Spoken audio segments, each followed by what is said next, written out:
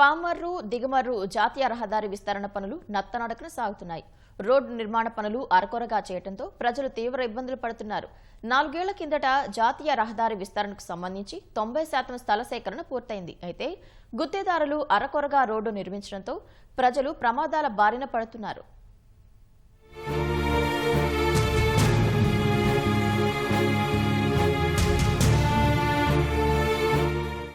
4 ఏళ్ల కిందట కృష్ణా జిల్లా పామూరు నుంచి పశ్చిమ గోదావరి జిల్లా దిగమర్రు వరకు జాతీయ రహదారి 165 విస్తరణ పనులు మొదలయ్యాయి. దీన్ని 4 వరుసలుగా విస్తరించేందుకు 1200 కోట్ల రూపాయల నిధులు మంజూరయ్యాయి. అయితే ఏలూరు జిల్లా కైకలూరు మండలంలో 4 ఏళ్లుగా ఎక్కడ వేసిన గొంగలి అక్కడే అన్న చందంగా పనుల పురోగతి ఉంది. స్థల సేకరణ పూర్తయినా పనులు మందకొడిగా జరుగుతున్నాయి. రహదారి మొత్తం గుంతలమయంగా మారింది.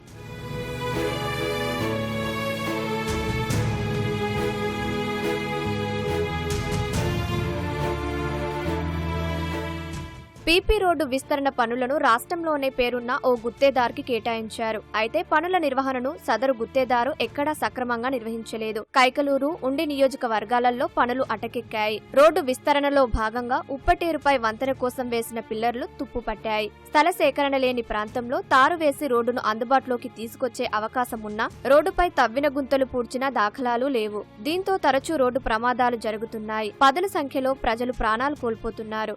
వర్షం వస్తే మరీ అధ్వానంగా ఉంది. బాగా దీని గురించి ఎవరో పట్టించుకునే వాళ్ళు లేరు. ఈ మొదలై దగ్గర 2 years పైన అయిపోతుందండి. ఇలాగే అరకొరక పనులుగా చేస్తున్నారు. మరి నిధులు అంటాం కేంద్రం ఎప్పుడు మేము ఇస్తానని అంటానే ఉంటుంది కేంద్రం. అయినా సరే ఏమీ ఇది లేదు. నిన్న కాక మనం ఆల్రెడీ మా బాబు ఒక ఆయన ఇలాగే మోటార్ సైకిల్ స్లిప్ అయిపోయి పడిపోయాడు. ఇక్కడ రోడ్డు దెబ్బలు తగిలేసి బాగా దెబ్బలు తగిలినాయి గట్టిగా. ఇలాగా అదే ఆలపాడు ఫ్లైఓవర్ కాడి నుంచి మన కైకిలూరు దాకా వెళ్ళగా ఉంది రోడ్డు అండి. గోనపాడు దగ్గర ఒకటి అసలు చాలా ఘోరంగా ఉంది రోడ్డు. అసలు యాక్చువల్గా ఈ పాటికి పూర్తి లేదంటే ఈ మొక్కలన్నా పోడ్చాలి. ఈ మొక్కలు కూడా పడుచుకునే నాదుడే లేడు. అసలు ఏ బోర్డులు కూడా ఏం పెట్టలేదండి. అది స్టిక్కర్లు అంటిస్తారు కదా, ఏ స్టిక్కర్లు కూడా అంటించాలి. నైట్ అసలు ఏం కనపడదండి. నైట్ ఏదైనా ఆ 2 స్టిక్కర్లు అంటితే కనపడుతుంది. ఆ స్టిక్కర్లు కూడా లేవు, ఏమీ లేవు.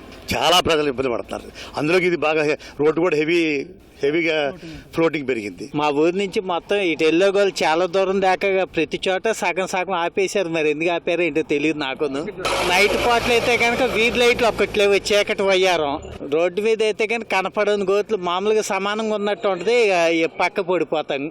ఆల్రెడీగా చాలా సార్లు అలా పడిపోయారు, దెబ్బలు తగులుంది చాలా సార్లు. మరి ఫ్లైఓవర్ మటుకు సంవత్సరం తిరగకముందే అయిపోయింది. మరి అలాంటి చిన్న చిటుకు పని మరి ఒక 15 రోజులు, నెల రోజులు అయిపోతాయి కరెక్ట్గా పట్టుకుంటే. మరి కానీ సగం ఆపారు ఎందుకో మరి నాకు తెలియదు.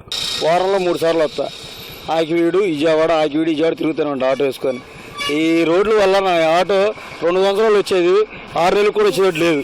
మొత్తం 50 గొల్లైపోయి బండి కొద్దిగా 1 కిలోమీటర్ అట్లా వేసి మొక్కలుగా సాయంత్రం నాశనం చేసేసింది రోడ్డు మొత్తం. రోడ్డు నాశనం అయ్యి కాకుండా మేము మా బళ్ళు కూడా నాశనం అయిపోయింది. కనీసం 5-6 సంవత్సరాల నుంచి నేను వస్తూనే ఉన్నాను. అప్పటి నుంచి ఇది ఒకటే రోడ్డు. రాత్రి పూట అయితే రావండి, అసలు భయంకరమైన విషయం.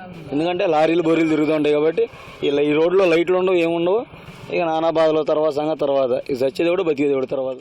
ఈ రోడ్డుపై రాత్రి వేళల్లో ప్రాణాలు అరచేతిలో పెట్టుకుని ప్రయాణిస్తున్నామని ప్రజలు చెబుతున్నారు. ఇప్పటికైనా రహదారి నిర్మాణం పూర్తి చేసి రేడియం స్టిక్కర్లు, ప్రమాద సూచికలు, వీధి లైట్లు వేయాలని ప్రయాణికులు కోరుతున్నారు.